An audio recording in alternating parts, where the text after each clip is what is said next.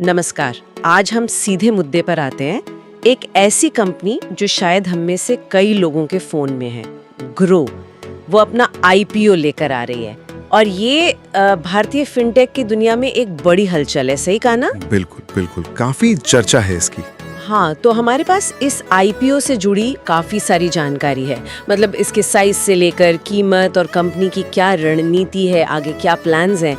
आज हमारी कोशिश यही रहेगी कि इन सब डिटेल्स को थोड़ा खंगालें, समझें कि ग्रो के इस कदम के पीछे असल में है क्या, निवेशकों के लिए क्या मौके बन सकते हैं इसमें, और कौन सी बातें हैं जिन पर ध्यान देना ज़रूरी है।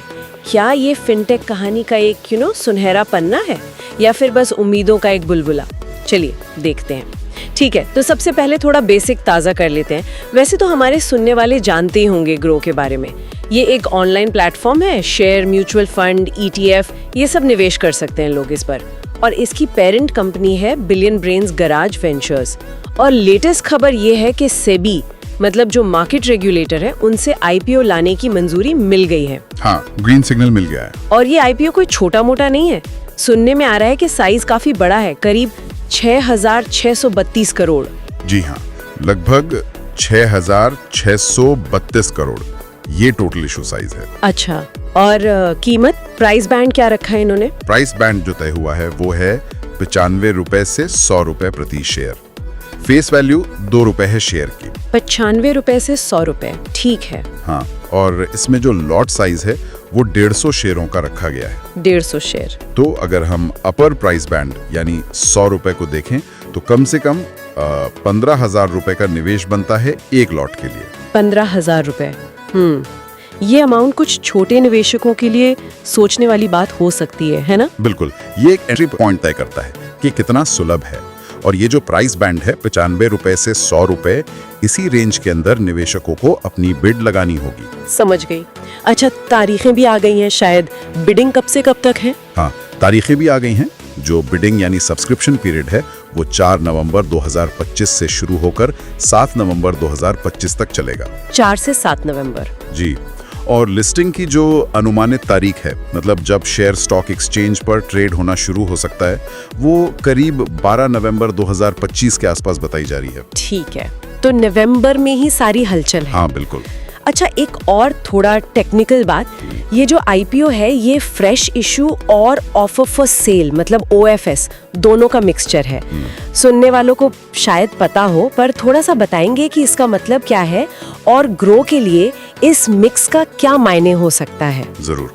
देखिए, फ्रेश इशू का मतलब सीधा सीधा है कि कंपनी नए शेयर जारी कर रही है और इससे जो पैसा आएगा वो सीधा कंपनी के खजाने में जाएगा। अच्छा। जैसा कि कंपनी ने कहा भी है, इस पैसे का इस्तेमाल वो अपने बिजनेस को बढ़ाने, टेक्नोलॉजी में और निवेश करने, इन सब कामों के लिए करेगी। मतलब ये कंपनी के ग्रोथ प्लान्स को फंड करने का तरीका है। और ऑफर फॉर सेल? दूसरी तरफ है ऑफर फॉर सेल या ओएफएस। इसमें कंपनी नए शेयर नहीं लाती, बल्कि जो मौजूदा शेयर होल्डर हैं, जैसे कि शुरुआती निवेशक या प्रमोटर्स, वो अपने पास रखे हुए कुछ शेयर बेचते हैं। अच्छा, तो वो अपनी हिस्सेदारी कम कर रहे हैं। हाँ, एक तरह से। और इस बिक्री से जो पैसा मिलता है वो उन बेचने वाले शेयर होल्डरों को जाता है, कंपनी को नहीं। ओके। आईपीओ में इन दोनों का मिक्स होना काफी आम बात है। ये एक तरह का बैलेंस बनाता है।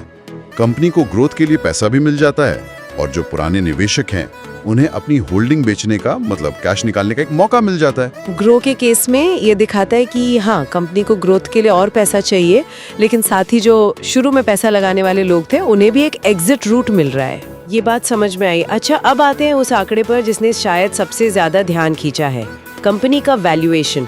सुनने में आ रहा है कि कंपनी को लगभग 7 से 8 बिलियन अमेरिकी डॉलर, मतलब करीब 6 से 7 लाख करोड़ पर आंका जा रहा है। ये तो बहुत ही तगड़ा वैल्यूएशन है, खासकर एक ऐसी कंपनी के लिए जो शायद अभी भी मुनाफे के लिए संघर्ष कर रही हो। बिल्कुल बिल्कुल, ये वैल्यूएशन वाकई बहुत महत्वाकांक्षी है और इस पर काफी बहस भी चल रही है। देखिए, फिनटेक स्पेस में ऐसा होना कोई बहुत अनोखी बात नहीं है। यहाँ वैल्यूएशन अक्सर भविष्य में ग्रोथ कितनी तेज होगी इस उम्मीद पर टिके होते हैं। न कि आज कितना मुनाफा है इस पर। ये आंकड़ा दिखाता है कि निवेशकों में भारत के फिनटेक सेक्टर को लेकर कितना जबरदस्त उत्साह है। लेकिन हाँ, यहाँ बड़ा सवाल यही उठता है कि क्या ग्रो वाकई भविष्य में इतनी तेज ग्रोथ दिखा पाएगी जो इस भारी भरकम वैल्यूएशन को सही ठहरा सके, खासकर तब जब बाजार में कंपटीशन इतना ज्यादा है, गलाकाट कंपटीशन है और नए ग्राहक जोड़ने का खर्चा भी लगातार बढ़ रहा है। आपने बिल्कुल सही मुद्दा उठाया और इसी से जुड़ी एक और बात पता चली है कि कंपनी ने आईपीओ के लिए गोपनीय प्री फाइलिंग वाला रास्ता चुना था। आमतौर पर तो कंपनियां अपना ड्राफ्ट प्रोस्पेक्टस, जिसे DRHP कहते हैं, पब्लिक कर देती हैं। ये गोपनीय रास्ता क्यों? इसके क्या मायने हो सकते हैं? हाँ, ये एक इंटरेस्टिंग स्ट्रेटजी है। देखिए, गोपनीय प्री फाइलिंग का मतलब ये है कि कंपनी ने शुरुआत में अपने आईपीओ के डॉक्यूमेंट्स सेबी को तो जमा कर दिए, लेकिन उन्हें फॉरेन पब्लिक नहीं किया। अच्छा। इसके कई कारण हो सकते हैं। एक तो ये कि शायद कंपनी अपनी कुछ फाइनेंशियल जानकारी या बिजनेस स्ट्रैटेजी को अपने कॉम्पिटिटर्स से कुछ और समय तक छुपा कर रखना चाहती थी। फिनटेक जैसे सेक्टर में ये काफी मायने रखता है, जहां हर कोई दूसरे पर नजर रखे हुए है। सही बात है। दूसरा कारण ये भी हो सकता है कि वो पब्लिक में हल्ला होने से पहले सेबी से एक शुरुआती फीडबैक लेना चाहते हो, ताकि अपने डॉक्यूमेंट्स को और मजबूत कर सकें, बिना बाजार में फालतू की अटकलों को हवा दिए। इससे उन्हें थोड़ी फ्लेक्सिबिलिटी मिल जाती है। हालांकि बाद में तो डॉक्यूमेंट्स पब्लिक करने ही पड़ते हैं, जैसा कि अब हुआ है। यानी ये थोड़ी सावधानी और रणनीति का हिस्सा हो सकता है। चलिए अब बात करते हैं कि कंपनी इस आईपीओ से जो पैसा जुटाएगी, मतलब फ्रेश इशू वाले हिस्से से, उसका इस्तेमाल कहाँ करने का प्लान है।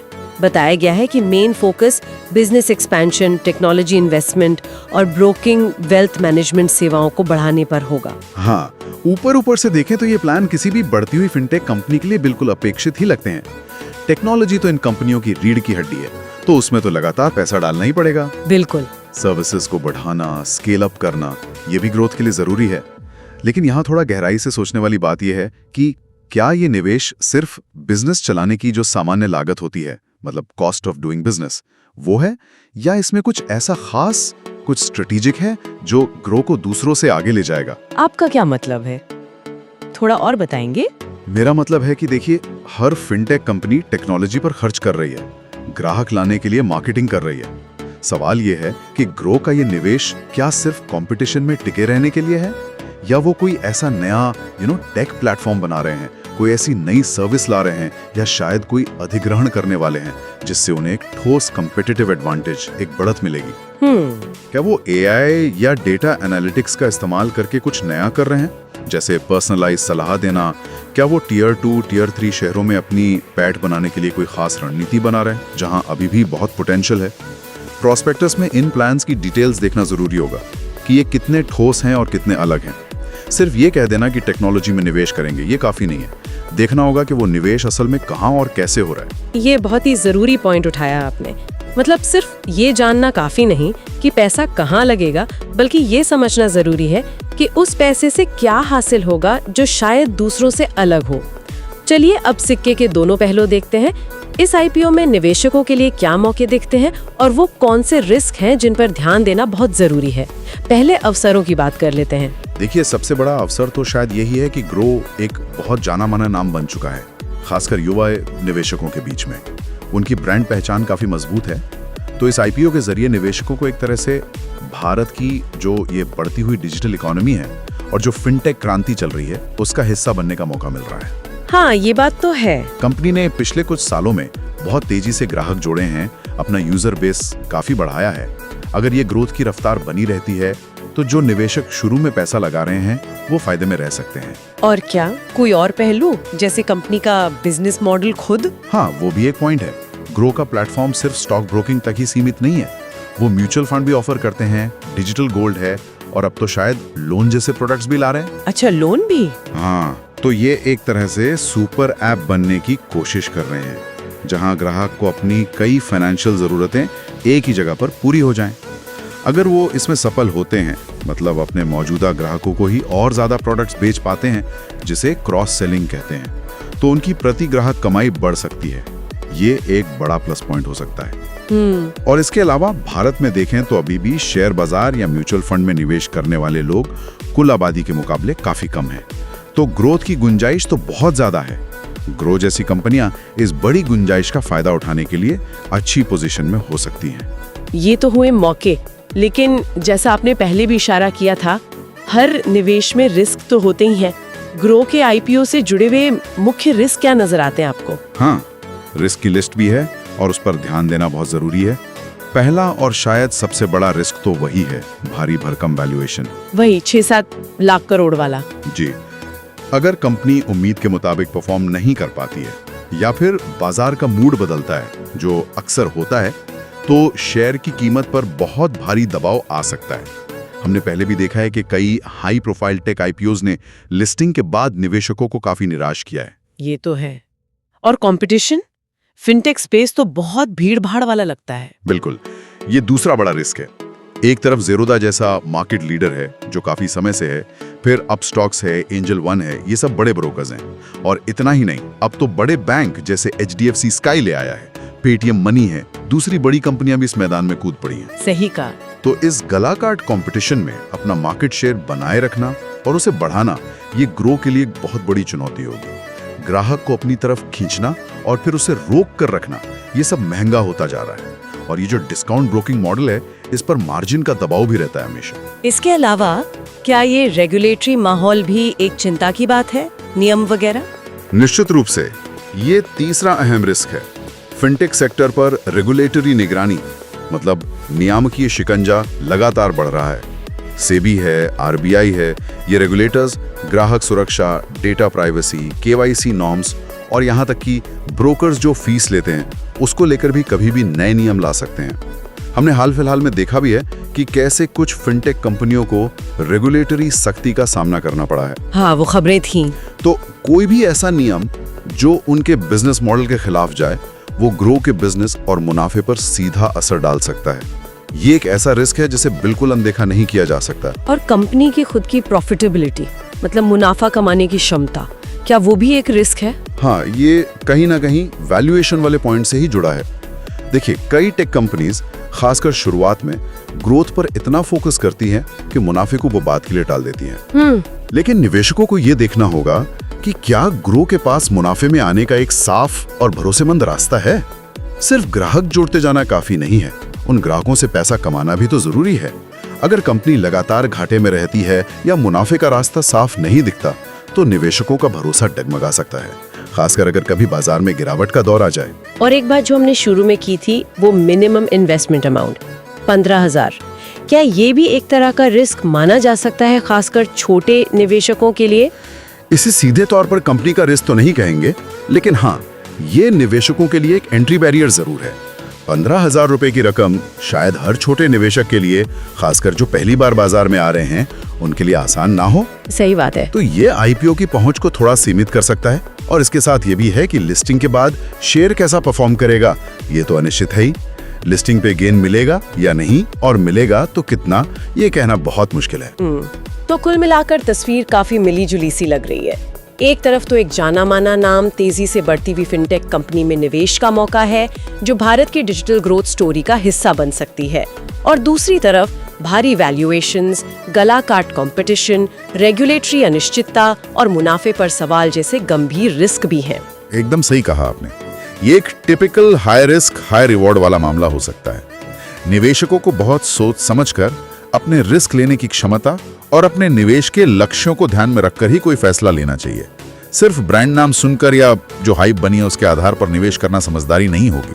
कंपनी के फंडामेंटल्स देखने होंगे, मैनेजमेंट की क्वालिटी कैसी है, भविष्य की रणनीति क्या है, और खासकर ये वैल्यूएशन कितना जायज है, इसे बारीकी से परखना बहुत जरूरी है। तो संक्षेप में कहें तो ग्रो का आईपीओ निश्चित रूप से भारतीय शेयर बाजार और फिनटेक जगत के लिए एक अहम घटना है। हमने इसके मुख्य डिटेल्स जैसे साइज, प्राइस, तारीखें, कंपनी का वैल्यूएशन, इन सब पर बात की। हमने ये भी समझने की कोशिश की कि कंपनी पैसा क्यों जुटा रही है और उसका इस्तेमाल कहाँ करने की योजना है। और सबसे जरूरी, हमने संभावित अवसरों जैसे कि brand value, growth potential, cross selling के मौके और जोखिमों जैसे वैल्यूएशन का भारी होना, तगड़ा कंपटीशन, रेगुलेशन का डर, प्रॉफिटेबिलिटी पर सवाल, इन सब का एक संतुलित नजरिया रखने की कोशिश की। उम्मीद है इससे हमारे सुनने वालों को एक बेहतर तस्वीर बनाने में मदद मिलेगी। बिल्कुल।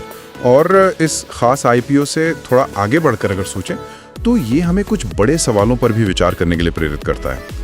जैसे ये जो भारतीय टेक स्टार्टअप्स का पब्लिक मार्केट में आने का ट्रेंड बढ़ रहा है, क्या ये भारत की डिजिटल अर्थव्यवस्था के मैच्योर होने का संकेत है, या फिर ये दिखाता है कि प्राइवेट मार्केट में अब फंडिंग उतनी आसान नहीं रही? इसका पूरे इन्वेस्टमेंट लैंडस्केप पर क्या असर पड़ेगा? ये सोचने वाली बात है। और दूसरा अहम सवाल रेगुलेशन से जुड़ा है। जैसे जैसे ग्रो जैसी फिनटेक कंपनियां और बड़ी होती जाएंगी और फाइनेंशियल सिस्टम में इनकी भूमिका बढ़ेगी, इन पर रेगुलेटरी नकेल कसना लगभग तय है। भविष्य में जो नियम आएंगे, चाहे वो डेटा गवर्नेंस को लेकर हों, ग्राहक सुरक्षा को लेकर या फिर सिस्टेमिक रिस्क को मैनेज करने को लेकर, वो इन कंपनियों के बिजनेस मॉडल को कैसे बदल सकते हैं। ये देखना बहुत दिलचस्प होगा कि ये कंपनियां इनोवेशन और रेगुलेशन के बीच ये संतुलन कैसे साधती हैं। ये पहलू इनके लॉन्ग टर्म भविष्य के लिए शायद वैल्यूएशन या कंपटीशन जितना ही या शायद उससे भी ज्यादा महत्वपूर्ण साबित हो सकता है। ये कुछ ऐसे बिंदु हैं जिन पर निवेशकों और बाजार पर नजर रखने वालों को आने वाले समय में जरूर सोचना चाहिए।